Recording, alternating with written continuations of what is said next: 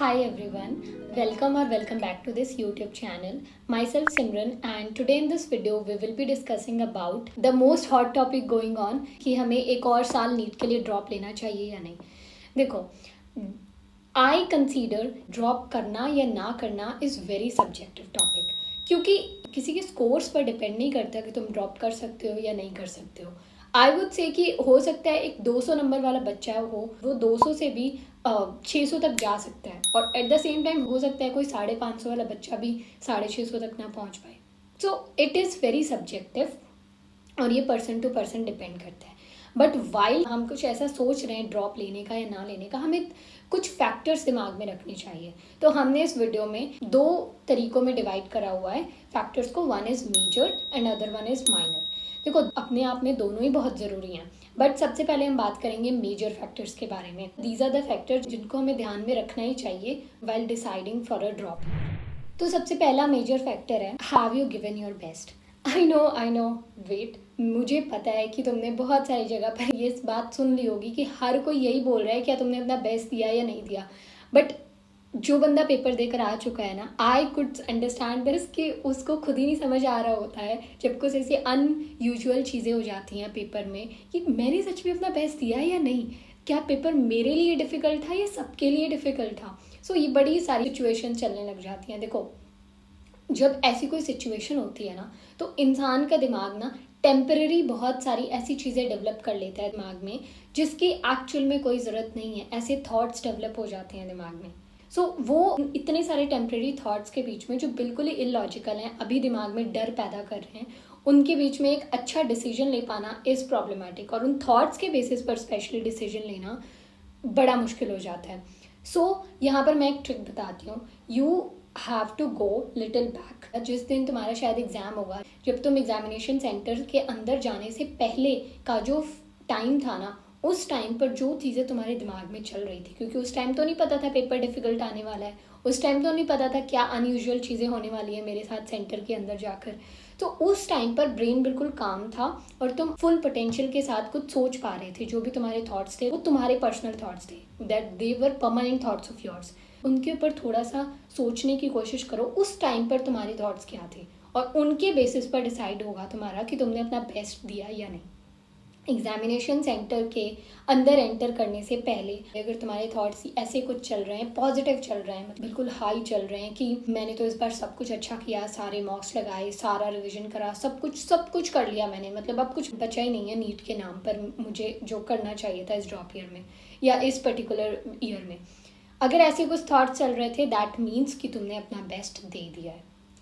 At the same time अगर तुम्हारे thoughts negative थे, देखो थोड़ा सा डर तो सबको लगता है, तो थोड़ा सा निगेटिव तो हर कोई इंसान होता ही है, उसको हम इग्नोर कर देंगे. बट 2% चलो इग्नोर कर दो, बट 98% तुम पॉजिटिव थे, 2% निगेटिविटी थी, उसको पॉजिटिव मान कर ही चलो. बट अगर 98% निगेटिविटी है, 2% पॉजिटिविटी है कि शायद तुक्के से हो जाएगा, लक से हो जाएगा, अगर कुछ ऐसी थी तुम्हारे अंदर चीज़ें before entering the examination hall, फिर ये चीज़ तुम्हारे ऊपर सच में सवाल खड़ा कर देती है कि सच में तुमने अपना बेस्ट पता नहीं दिया है या नहीं दिया. तो यू शुड डिसाइड. तो ये क्राइटेरिया फॉलो करो. अभी का जो प्रेजेंट में जो तुम्हारे दिमाग में थॉट्स चल रहे हैं, उनके बेसिस पर अगर डिसीजन लेने की कोशिश करोगे तो वो थोड़ी सी प्रॉब्लम क्रिएट कर सकता है ऐसा डिसीजन लॉन्ग टर्म्स में. बट अगर अपने पुराने थॉट्स को लेकर चलोगे तो वो रिलायबल होंगे फ्यूचर के लिए भी, जो भी डिसीजन लोगे उससे. ये मैं अपने पर्सनल एक्सपीरियंस से बता रही हूँ, क्योंकि मेरा भी जब रिजल्ट आया था लास्ट ईयर का, इट वॉज अनएक्सपेक्टेड, अनयूजुअल. तो उसके बाद मेरे थॉट्स बहुत ही अलग हो गए थे. उसके बाद I was not even very much in a well condition कि सोच पाऊँ ड्रॉप लेना है, कैसे लेना है, क्या स्ट्रैटेजीज होंगी, क्या कैसे होगा. बट जब मैंने अपने पुराने थॉट्स पर अच्छे से सोचा कि एग्जामिनेशन सेंटर से पहले क्या चीज़ें चल रही थी, स्पेशली रिजल्ट से पहले क्या चीज़ें चल रही थी, क्योंकि बट वही सेम सिचुएशन इस बार रिजल्ट से पहले ही हो चुकी है जैसे कि रिजल्ट के बाद हुई थी पिछले साल. So when I had thought on that, तो मुझे क्लियर साइन मिल गया था कि मुझे क्या करना है क्या नहीं करना है. तो आप इससे डिसाइड कर सकते हो. देखो, बेस्ट देना जो होता है ना, वो किसी भी स्कोर पर आ जाता है. हम कई बार मिस इंटरप्रेट कर जाते हैं कि बेस्ट देने का मतलब है 600 आ गए या 650 आ गए या 700 ही आ गए. नहीं यार, हर किसी की कैपेबिलिटी 700 नंबर लाने की नहीं होती. हर कोई 600 नंबर नहीं ला सकता. हर किसी का बेस्ट अलग अलग होता है. हो सकता है किसी एक बच्चे का 400 नंबर बेस्ट हो, यानी कि वो कितनी भी मेहनत कर ले, कितना भी कुछ कर ले, उसके 400 नंबर हाईएस्ट स्कोर में आएंगे। तो फिर वहाँ पर हमें खुद समझना पड़ेगा। तो बेस्ट देने का मतलब ये बिल्कुल भी नहीं है कि 650 आए या 700 आए या 600 आए, नहीं, हर किसी का बेस्ट अलग अलग स्कोर पर होता है।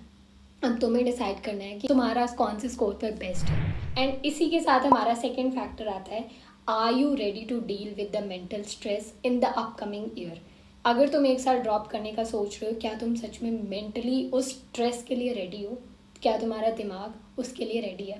देखो, मैं एक चीज़ बताती हूँ कि अगर हमारी कोई ज़ख्म हो जाता है ना कहीं फिजिकली बॉडी पर, उसके ऊपर मलहम लगाकर हम उसको ठीक कर सकते हैं, और with in a few time, कुछ दिन हो लग सकते हैं, कुछ हफ्ते लग सकते हैं या कुछ महीने लग सकते हैं, वो ठीक हो जाएगा और उसके बाद प्रॉब्लम नहीं करेगा।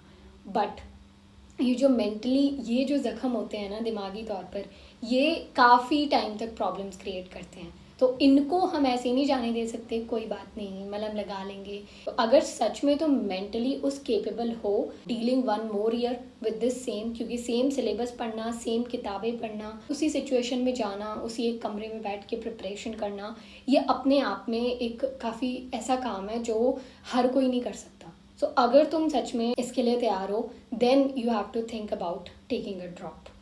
अदरवाइज यू थिंक तुम्हें क्या करना है, कैसे करना है। देखो, ये तो 2 मेजर फैक्टर्स थे जिसके बारे में मुझे हार्डली बहुत अच्छे से डिस्कस करना था, विच आई डिड। अब कुछ माइनर फैक्टर्स हैं। देखो, इसमें बहुत सारे तुम्हारे पर्सनल भी आ जाएंगे कि तुम्हारा कितने ड्रॉप्स हो चुके हैं और तुम फ्रेशर हो या पहले कोई ड्रॉप लिया हुआ है, कितना टाइम हो गया है, ऑल्सो तुम्हारी कितनी उम्र हो गई है, क्योंकि ऑब्वियसली पेरेंट्स और हर तरीके से वो चीज़ें आने लग जाती हैं। आगे अगर MBBS भी मिलता है तो उसकी भी तो जर्नी बहुत लंबी है। इट्स नॉट 3 और 4 ईयर्स कोर्स, इट्स 5.5। तो अपने आप में बहुत जर्नी लंबी है। और MBBS करने के बाद हम सबको पता है कि कितनी वैल्यू रह गई है इंडिया में। सो उसके बाद PG और बाकी सारी चीज़ें, और सेटल भी होना होता है बंदे को। तो ये सारी चीज़ें तो ये पर्सनल में आ जाती हैं।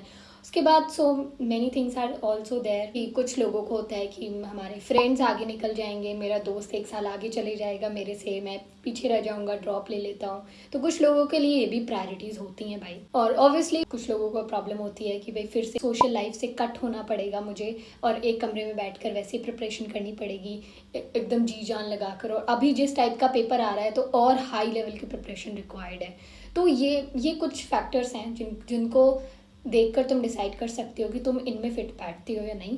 अगर फिट बैठते हो, you can think about the drop. अगर नहीं बैठती हो तो think about other things also. आप किसी और चीज़ के बारे में भी सोच सकते हो। So many things are there to do.